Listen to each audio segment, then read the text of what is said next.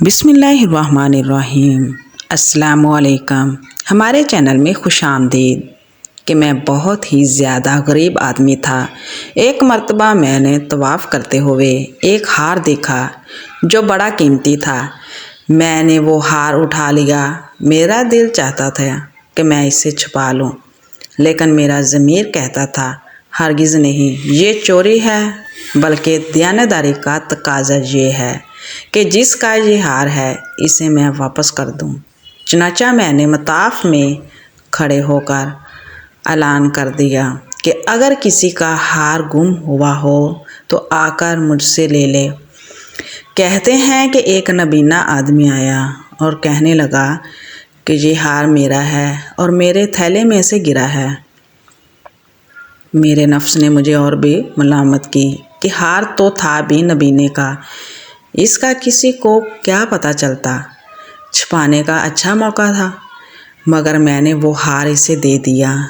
نابینے نے دعا دی اور چلا گیا۔ کہتے ہیں کہ میں دعائیں بھی مانگتا تھا کہ اللہ میرے لیے کوئی روزی کا بندوبست کر دے۔ اللہ کی شان دیکھیں کہ میں وہاں سے حلہ آ گیا۔ یہ ایک بستی کا نام ہے۔ وہاں کی ایک مسجد میں گیا تو پتہ چلا کہ چند دن پہلے امام صاحب فوت ہو گئے تھے۔ لوگوں نے مجھے کہا کہ نماز پڑھا دو۔ جب میں نے نماز پڑھائی تو انہیں میرا نماز پڑھانا اچھا لگا۔ وہ کہنے لگے تم یہاں امام کیوں نہیں بن جاتے؟ میں نے کہا بہت اچھا۔ میں نے وہاں امامت کے فرائض سر انجام دینے شروع کر دیے۔ تھوڑے دنوں بعد پتہ چلا کہ جو امام صاحب پہلے فوت ہوئے تھے ان کی ایک جوان سالہ بیٹی ہے۔ وہ وصیت کر گئے تھے کہ کسی نیک بندے سے اس کا نکاح کر دینا۔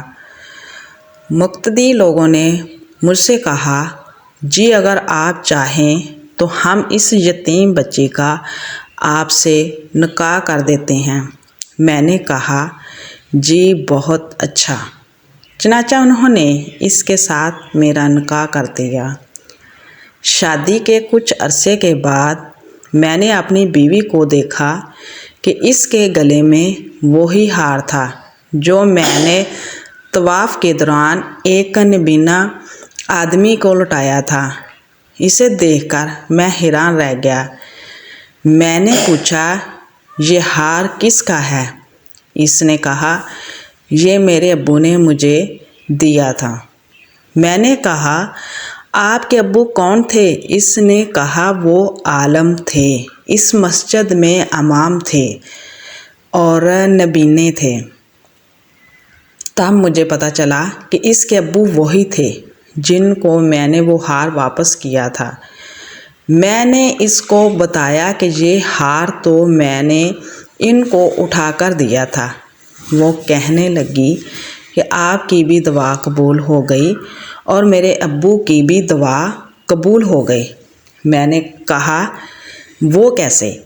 اس نے کہا کہ آپ کی دعا تو اس طرح قبول ہوئی کہ اللہ تعالیٰ نے آپ کو گھر بھی دیا، گھر والی بھی دی، رزق بھی دیا، اور میرے ابو کی دعا اس طرح قبول ہوئی۔